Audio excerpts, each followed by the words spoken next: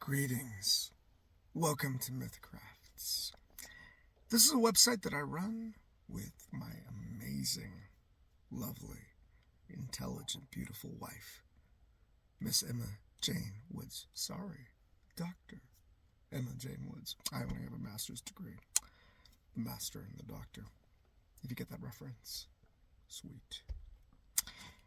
The post I want to read for you today is called The Fountain of Salmacis, Transgenderism in Greek Mythology.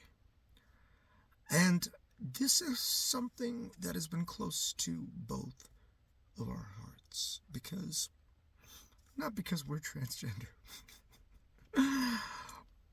but because we believe in live and let live.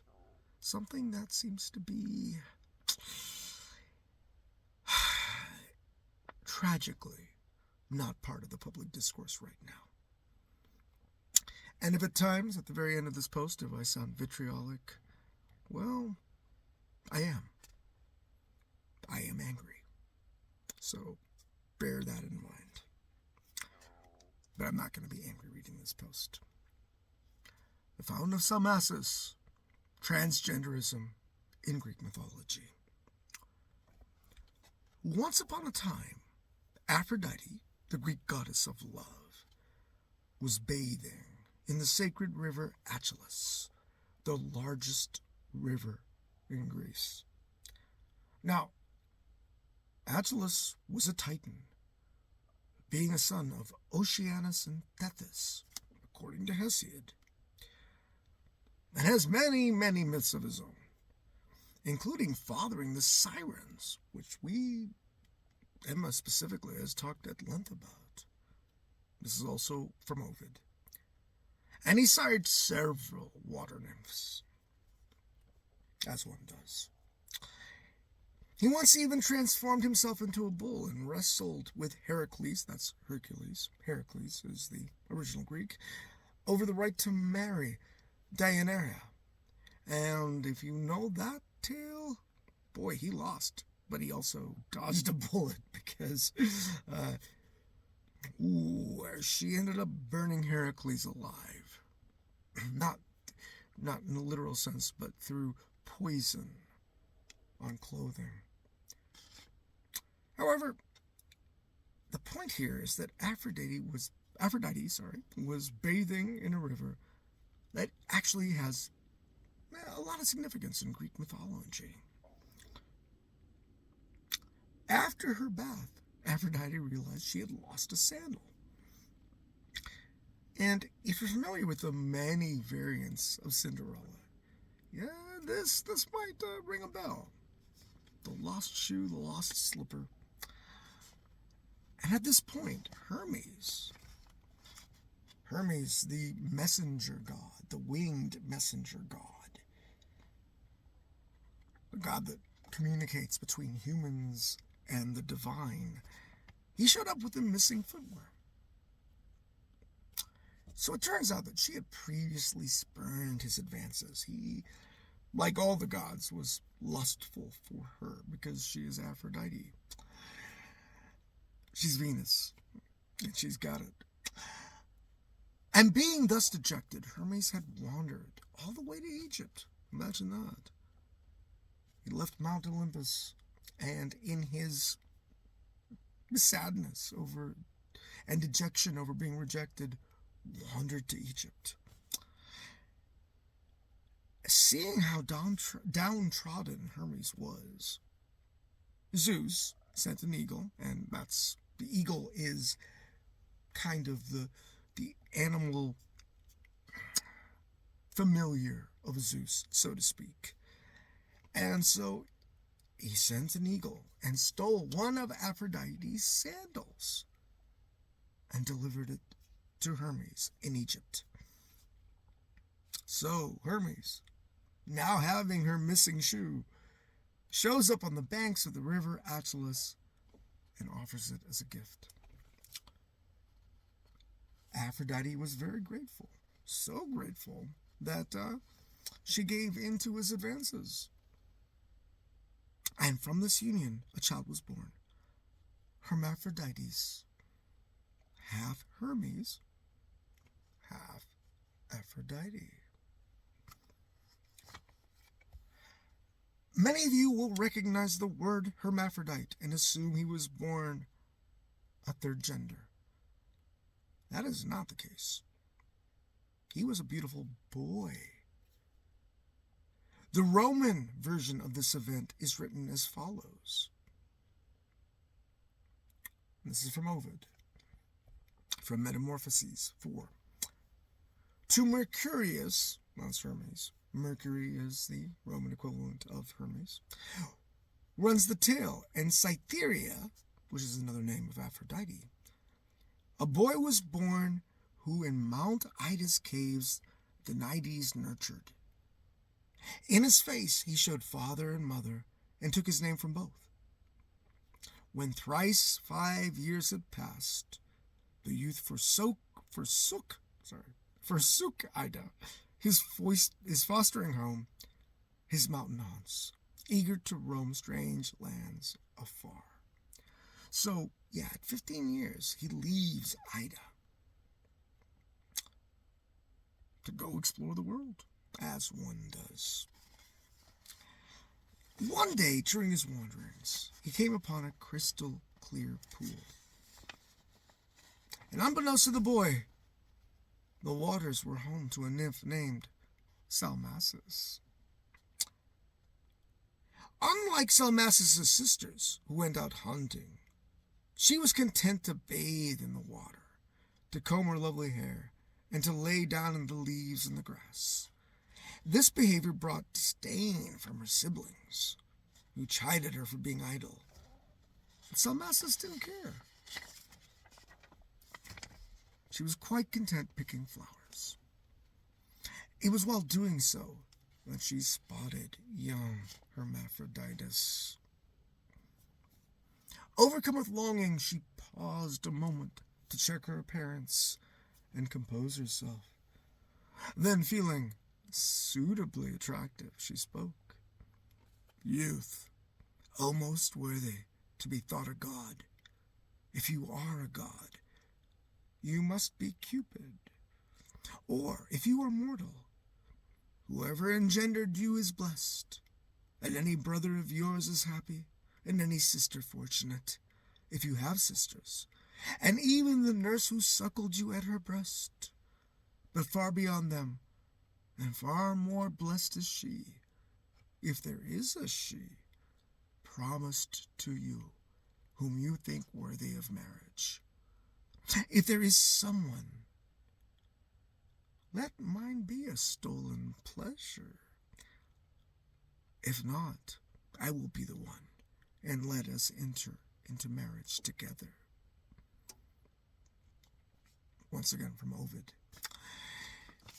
Hermaphrodites blushed. He had never known sexual love, but his cheeks, flushed like apples, only inflamed Salmacis' desire. She begged for a kiss, even if it be a sisterly kiss, at which point the youth threatened to leave. She raised her arms to embrace him, but sensing his rebuke, pretended to turn away, saying that she would yield the waters to him. With that she left, and Hermaphroditus, still unskilled in the wiles of love, unskilled in the wiles of love, believed her. She, on the other hand, had merely hidden in the woods, watching him with her hungry eyes as he stripped his clothes and entered the waters. As he swam naked in her pool, the nymph could no longer resist. She dropped her garments, jumped in the waters, and despite his resistance, planted him with kisses and caresses. He fought, but she entwined him in a serpentine manner. Even though he was a son of Hermes and had wings, she would not let him fly, coiling around him until they were face to face. And a quote from Ovid again. It is right to struggle, perverse one, she says, but you will not escape. Grant this, you gods, that no day comes to part me from him or him from me. Her prayer reached the gods. Now the entwined bodies of the two were joined together, and one form covered both. Just as when someone grafts a twig into a bark, they see both grow joined together and develop as one. So when they were mated together in a close embrace, they were not two, but a twofold form. So they could not be called male or female, and seemed neither or either.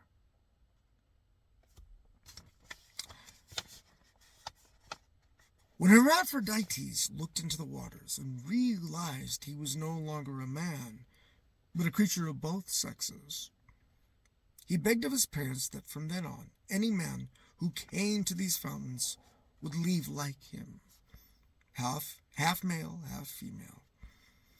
And as the story goes, at least in Ovid's telling, Hermes and Aphrodite granted their son's wish, using a drug to transform the waters. And that is the mythic story of the Fountain of Salmacis. There are many issues at stake here, from power dynamics.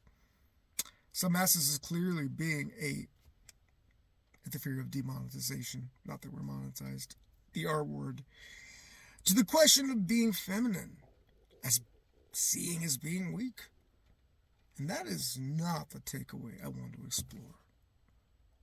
Right now, governments are trying to redefine sexuality in binary terms, male or female, as a response to woke transgender movements. Let's put that aside. What about those who are actually born biologically transgender? There are and always have been boys born with ovaries and girls born with testes. And if you believe in evolution, that makes sense. It's genetic diversity. But if you believe God created all living beings, then you have to understand that that same God also created transgendered beings across the animal kingdom, from mice to men. Transgenderism can be found at a genetic level, for instance, those with XXY chromosomal features. According to a United Nations report, and I'm sure some of you are rolling your eyes, United Nations, who are they? Anywhere from 0.05 to 1.7% of newborns are born intersex, meaning they have features of both sexes. The link is there. What box are they supposed to tick in MAGA land? So, and yes, I'm about to go on a screed, and I apologize, because does this make me a little bit angry? It does, because I don't like to see anybody being marginalized. So to those idiots in power, and let me rephrase that in kinder terms, to those illiterate, uneducated, moronic, sophomoric, stupid, vile creatures in power. Wow. Shiva. That was a sentence. Please stop telling us how smart you are, when you obviously have not, or maybe cannot, read a basic biology textbook. This is not about being woke. This is about being human, but it's also about being intelligent. Seriously. This frustrates me because this is about knowing, learning. If you didn't know that 0.05 to 1.7% of all babies are born intersex, look it up.